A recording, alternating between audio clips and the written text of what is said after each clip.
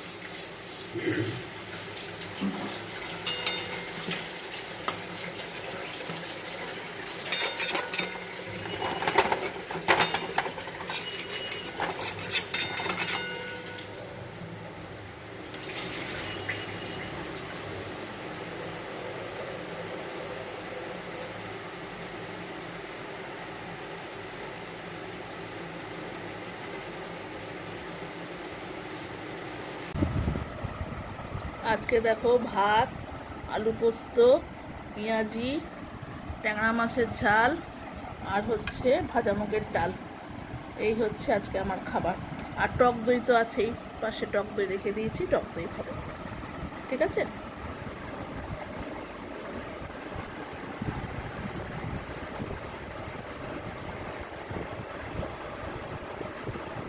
আজকে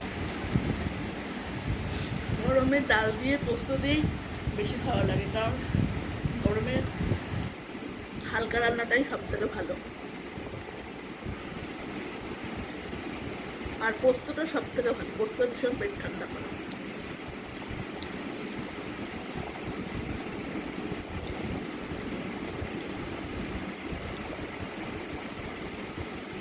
তাদের মধ্যে পোস্ত, ডাল আর ট্যাংরা মাছের ঝাল, ভাজা মুগের ডাল আর টক দই।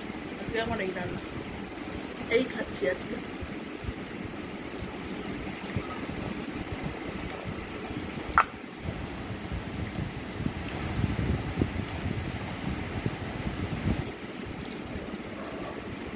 মুসুর ডাল দিয়ে আর পেঁয়াজি করেছি, মুসুর ডাল দিয়ে, মুসুর ডাল বেটে আর পেঁয়াজ দিয়ে ওটা পেঁয়াজি করে দিয়েছি।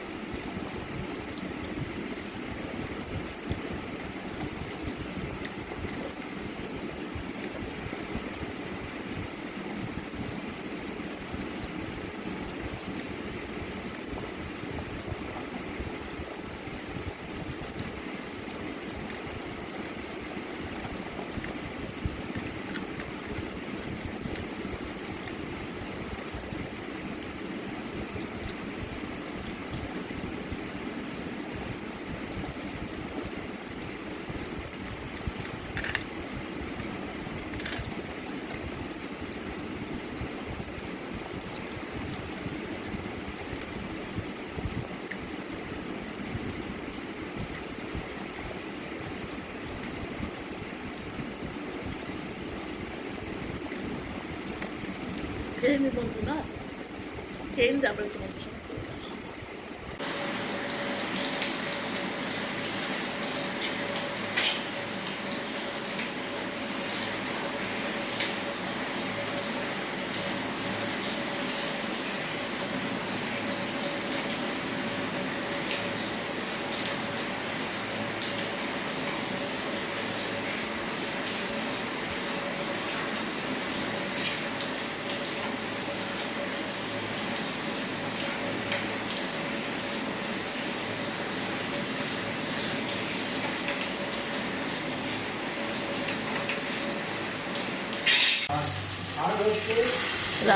ফ্রিজের মধ্যে চিকেন ছিল, তো ভাবলাম যে কি করব রাত্রিবেলা, তাই জন্য ভাবলাম একটু চিকেন কষিয়ে নিয়ে একটুখানি ভালো করে চিকেন দিয়ে আলু দিয়ে একটু ঝোল ঝোল করি, তাহলে রাত্রিবেলায় রুটি দিয়ে হয়ে যাবে।